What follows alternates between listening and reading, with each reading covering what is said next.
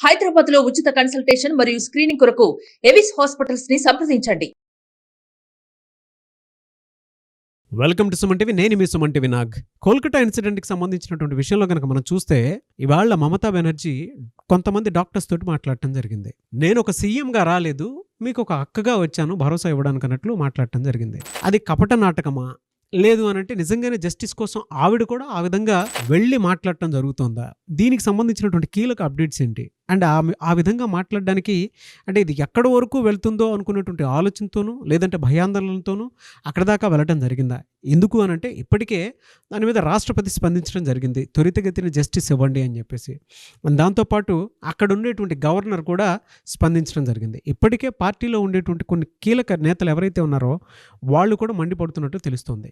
అయితే ఇది ఎక్కడి వరకు వెళ్ళే అవకాశం ఉంది అండ్ దీని వెనక ఉండేటువంటి స్టోరీ ఏంటి అనేది ఈ రోజు మనతో పాటు హైకోర్టు అడ్వకేట్ రవీంద్రనాథ్ గారు ఉన్నారు. అది వారి మాటలోనే తెలుసుకుందాం. Hello sir.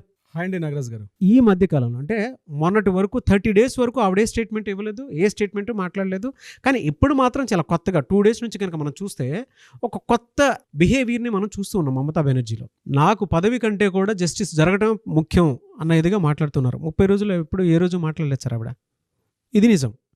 సెకండ్ది, నిన్నటి నుంచి కనుక మనం చూస్తే కాళ్ళబేరానికి వచ్చారా అన్న విధంగా మనకు ఉన్నట్లుంది. కానీ బట్ అటువైపు నుంచి చూసేవాళ్ళకి ఎలా అనంటే being a CM, being a home minister, being a health minister నిజంగానే కంచం చూపిస్తున్నారా అనుకునేటువంటి ఆలోచన అయితే రాక మానదు అన్న విధంగా, అంటే సానుభూతి కోసం చేస్తున్నారా అన్న ఆలోచన అయితే కొంతమందిలో కలుగుతూ ఉంది. ఆవిడ జస్టిస్ చేయాలి అనుకుంటే ఎప్పుడైనా చేసేవాళ్ళు. ఇప్పుడున్న పరిస్థితులను బట్టి ఆవిడ వాడుకుంటున్నారు అనుకోవాలా, లేదంటే నిజంగానే జస్టిస్ కోసం వెళ్తున్నారు అనుకోవాలా?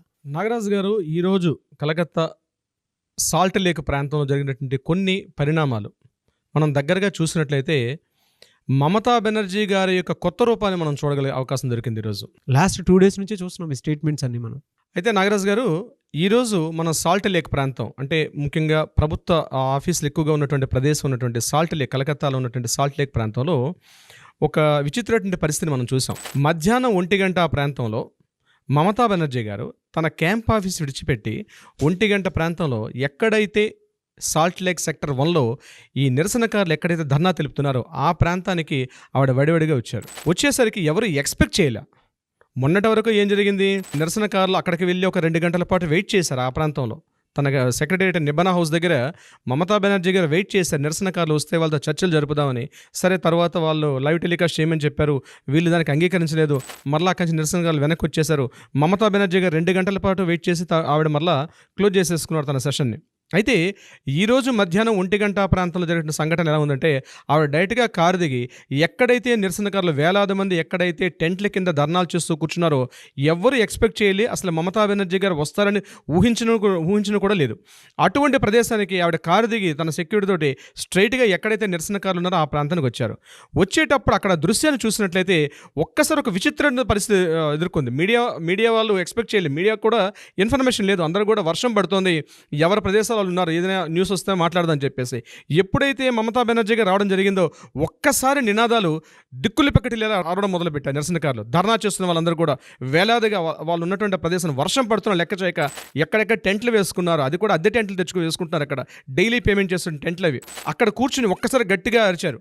మమతా బెనర్జీ నడుచుకుంటూ ఆ ప్రదేశం సెంటర్లోకి వెళ్ళారు. చుట్టూ ఒక విచిత్రమైన వాతావరణం అక్కడ నెలకొంది. సుమారుగా 10 నిమిషాల సేపు కంటిన్యూగా ధర్నా చేస్తూనే ఉన్నారు, అరుస్తూనే ఉన్నారు. ఆవిడ కీప్ సైలెన్స్, ఎవరితో మాట్లాడలే. అలానే అన్ని వైపులు చూస్తున్నారు. ఆవిడ అరిచారు. అయితే ఒకటే చెప్తున్నారు, మీరు కాస్త వాయిస్ తగ్గితే నేను మీతో మాట్లాడదాని వచ్చాను. మీరు కాస్త వాయిస్ని తగ్గించండి, మీతో మాట్లాడడానికి మీ దగ్గరగా వచ్చే మామూలుగా నేను ముఖ్యమంత్రి స్థాయిలో రాలేదు. ఇక్కడ సెంటిమెంట్గా కొట్టారు ఆవిడ. నేను ఒక దీదీగా వచ్చాను, మీ అక్కగా వచ్చాను, మీ ఇంటిలో ఒక ఆడపడుచుగా వచ్చాను. ప్లీజ్ నన్ను అర్థం చేసుకోండి.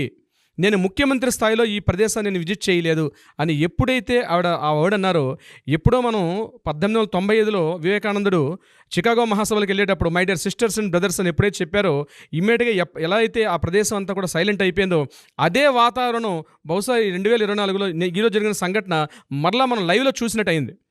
టోటల్గా అరుస్తున్నటువంటి నిరసనకారులందరూ కూడా ఒకసారి కీప్ సైలెన్స్ అయిపోయారు. అందరూ కూడా ఒకసారి తన వాయిస్ పెంచి, మీరు ప్రశాంతంగా ఉంటే నేను చెప్పాలనుకుంటున్నాను, నేను చెప్దామని వచ్చాను, మీరు ప్రశాంతంగా ఉండండి అంటే అప్పుడు టోటల్గా వాయిస్ ఎవరికి వారు వాలంటీర్గా వాయిస్ తగ్గించుకొని దీదీ ఏం చెప్తాదో విందామని నిలబడ్డారు అక్కడ టోటల్గా నిరసనకారులు. అప్పుడు దీదీ గారు మాట్లాడడం మొదలుపెట్టారు. అప్పుడు తను చెప్పిన ఫస్ట్ మాట ఏంటంటే, నేను మీ దగ్గరికి ఒక దీదీగా వచ్చాను, ఒక అక్కగా వచ్చాను, కాబట్టి నా మాట వినండి, నేను ముఖ్యమంత్రిగా రాలేదు మీ దగ్గరికి.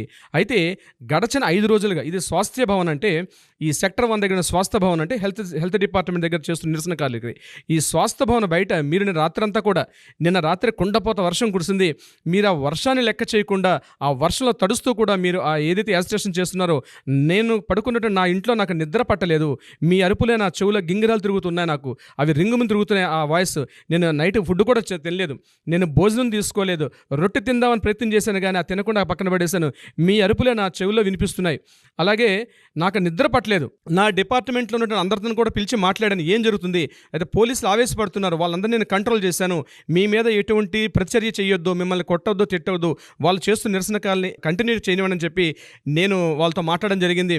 కంటిన్యూగా త్రూఅవుట్ నాకు ఒక నిమిషం కూడా నిద్రపోకుండా ఎంత తొందరగా తెల్లారుతుందా, ఎంత తొందరగా మీ దగ్గరకు వస్తాననే ఉద్దేశంతో నేను ఇలా వడివడిగా మీ దగ్గరకు వచ్చానని ఎప్పుడైతే తను మమతా బెనర్జీ గారు చెప్పడం జరిగిందో ఒక్కసారి ఆ ప్రాంతం అంతా కూడా స్తబ్దం అయిపోయింది నాగరాజు గారు. అంటే ఒక ముఖ్యమంత్రి స్థాయి వ్యక్తి, కొన్ని లక్షలాది మంది ఒక దేవతగా పూజించుకున్నారు, మట్టి తల్లి అంటారు, నేల తల్లి అంటారు, ఇంకా చెప్పాలంటే మమతా బెనర్జీని సాక్షాత్తుగా దుర్గాదేవి అవతారంగా కొలుస్తారు కొన్ని ప్రాంతాల్లో మమతా బెనర్జీని. అలాంటి వ్యక్తి సాక్షాత్తు తన ముఖ్యమంత్రి క్యాంప్ ఆఫీస్ విడిచిపెట్టి తను ఎప్పుడైతే కంటిన్యూగా ఆ ప్రాంతానికి వచ్చారో ఒక విచిత్రమైన వాతావరణం నెలకొంది. ఒక్కటే రిక్వెస్ట్ చేశారు, మీ డ్యూటీస్లోకి మీరు తిరిగి వెళ్ళండి, మీరేదైతే డిమాండ్స్ ఉన్నారో నేను మా డిపార్ట్మెంట్ వాళ్ళతో మాట్లాడి పరిష్కరిస్తాను, ఆల్రెడీ సుప్రీంకోర్టు ఆర్డర్ కూడా ఉంది, మిమ్మల్ని 10వ తారీఖు తర్వాత ఇమీడియట్గా డ్యూటీస్లో జాయిన్ అవ్వమని చెప్పి. మీరు డిమాండ్స్ ఏదైతే చేస్తున్నారో మీ డిమాండ్స్ ఖచ్చితంగా సక్రమైన డిమాండ్సే. నేను అపాలజీ చెప్తున్నాను, ఇక్కడే కాదు, కేవలం ఇక్కడ బెంగాలీ ప్రజలకే కాదు, దేశవ్యాప్తంగా ప్రపంచవ్యాప్తంగా ఎక్కడెక్కడైతే బెంగాలీస్ ఉన్నారో అందరికీ నేను క్షమాపణ చెప్తున్నాను. నా హయాంలో ఇట్లా జరగడం చాలా దురదృష్టకరం. ఎవరైతే ఈ సంఘటన జరిగిందో బాధితురాలకి, ఆ బాధితురాల యొక్క తల్లిదండ్రులకి నేను సత్వరం న్యాయం చేస్తాను, మా డిపార్ట్మెంట్ అన్నీ కూడా పనిచేస్తాయి. ఇప్పుడే నేను ఒక డెసిషన్ తీసుకుంటున్నాను, ఎక్కడెక్కడైతే గవర్నమెంట్ మెడికల్ కాలేజీలో ఉన్నటువంటి పేషెంట్ వెల్ఫేర్ అసోసియేషన్స్ ఉన్నాయో ఈ క్షణమే వాటిని రద్దు చేస్తున్నాను. ఎందుకంటే నిన్న మనం ఒక వీడియో చేసాం నాగరాజు గారు, పేషెంట్ వెల్ఫేర్ సొసైటీలో ఉన్నటువంటి ప్రధాన అధ్యక్షుడు ప్రెసిడెంట్ స్థాయిలో ఉన్నటువంటి సుదీప్త రాయ్ ఈ అక్రమాలకి సందీప్ ఘోష్తో కలిసి ఈ అక్రమాలకు పాల్పడినట్టుగా మనకు కొన్ని ఎవిడెన్సెస్ కూడా దొరికే, దాని మీద మనం ఒక వీడియో కూడా చేసాం, వీళ్ళతో ఒకసారి వీడియో చూస్తే అర్థమవుతుంది.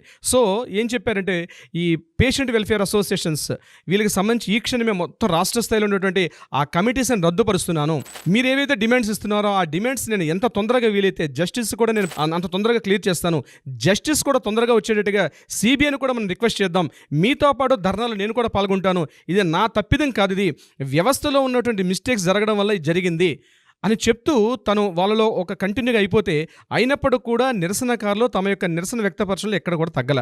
ఒక కాసేపు 15 to 20 minutes తగ్గినట్టుగా అనిపించిన తర్వాత కూడా వాళ్ళు కూడా నిరసనకారులు పక్కకు వచ్చి మేమైతే 5 డిమాండ్స్ చెప్తున్నామో 5 డిమాండ్స్లో ప్రధానమైనది ఏదైతే ఉంది, ఈ సిపి అంటే కమిషనర్ ఆఫ్ పోలీస్ ఎవరైతే వివేక్ గోయల్ ఉన్నారో ఆయన రిజైన్ చేయాలి. అట్ ద సేమ్ టైం వ్యవస్థలో మీరు పాతుకుపోయిన కొంతమంది ఆఫీసర్స్ లిస్ట్ పెడుతున్నాం, వాళ్ళను కూడా ఇమీడియట్గా రిజైన్ చేయించండి.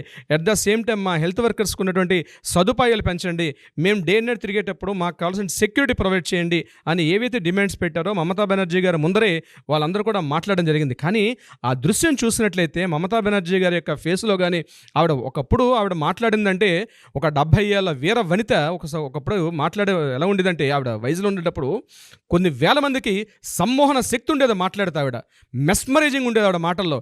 ఈరోజు ఎంత దయనీయంగా ఫేస్ పెట్టి నా ముఖ్యమంత్రి స్థాయి కూడా కాదు, నాకు సీట్ ఇంపార్టెంట్ కాదు, ప్రజల యొక్క భద్రత ముఖ్యం, ప్రజల యొక్క ఆకాంక్షలు ముఖ్యం. ఈరోజు మీరు ఇలా ధర్నాలు చేయడం వల్ల సుమారుగా 29 మంది ఈ క్షణం చనిపోయారు, వాళ్ళందరికీ కూడా 2 లక్షల రూపాయలు ఎక్స్గ్రేషియా ప్రకటిస్తున్నాను. ఇది కేవలం ఇనీషియల్ అమౌంట్ మాత్రమే, ఇంకా పూర్తి స్థాయిలో వాళ్ళందరినీ కూడా మేము ఆదుకుంటాం. ఇది కాకుండా సుమారుగా 7 లక్షల మంది పూర్తిగా వైద్య సేవలు అందక చాలా ఇబ్బందులు పడుతున్నారు.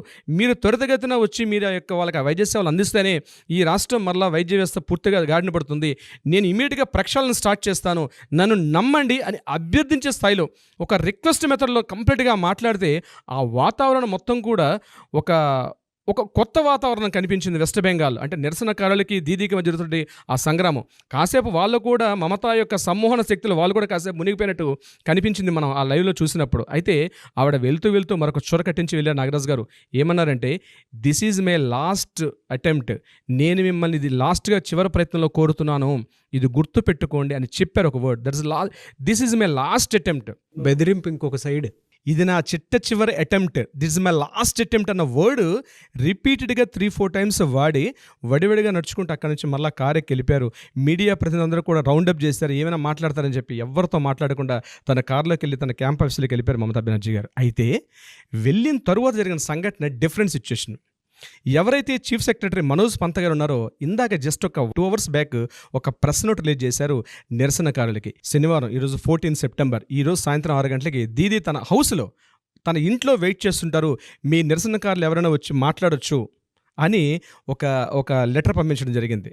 మరి దానికి నిరసనకారులు ఎలా స్పందిస్తారన్నది బహుశా మనం వెయిట్ చేస్తే న్యూస్ అందే ప్రయత్నం జరుగుతుంది. 6 గంటలకి మరి నిరసనకారులు వెళ్తారా లేదా వెళ్ళరా, ఆ ముఖ్యమంత్రి స్థాయిలో ఇచ్చినటువంటి మమతా బెనర్జీ ఇచ్చిన ఆ రిక్వెస్ట్ని యాక్సెప్ట్ చేస్తారా చేయరంది మరి మనకు కొద్ది గంటల్లో తెలిసే అవకాశం అయితే ఉంటుంది దీనికి సంబంధించి. At the same time DGP అయినటువంటి రాజీవ్ కుమార్ గారు కూడా ఒక అపీల్ చేశారు, మీరందరూ కూడా మీ ఇమీడియట్గా మీ నిరసనలు క్లోజ్ చేసుకొని మీరు ఇమీడియట్గా మీ ఇళ్ళకి వెళ్ళండి, డెఫినెట్గా రాష్ట్ర ప్రభుత్వం దీని యొక్క చర్యలు తీసుకుంటుంది, జ్యుడిషియల్ వ్యవస్థ ఉంది కాబట్టి న్యాయం వచ్చే అవకాశం ఉంటుంది, ఎంతవరకు అవకాశాలు ఉంటే మీ తరపున మేము కూడా పోరాట చేస్తామని డీజీపీ గారు ఒక రిక్వెస్ట్ ఇచ్చారు. హెల్త్ సెక్రటరీ గారు ఎన్ఎస్ నిగమ్ గారు ఆయన ఒక లెటర్ ఇవ్వడం జరిగింది. మనోజ్ పంత్ గారు ఒక లెటర్ ఇచ్చారు. ఏదేమైనప్పటికీ కూడా ఒక విచిత్రమైన ఒక సిచ్యువేషన్ అక్కడ ఫామ్ అయింది ఈరోజు.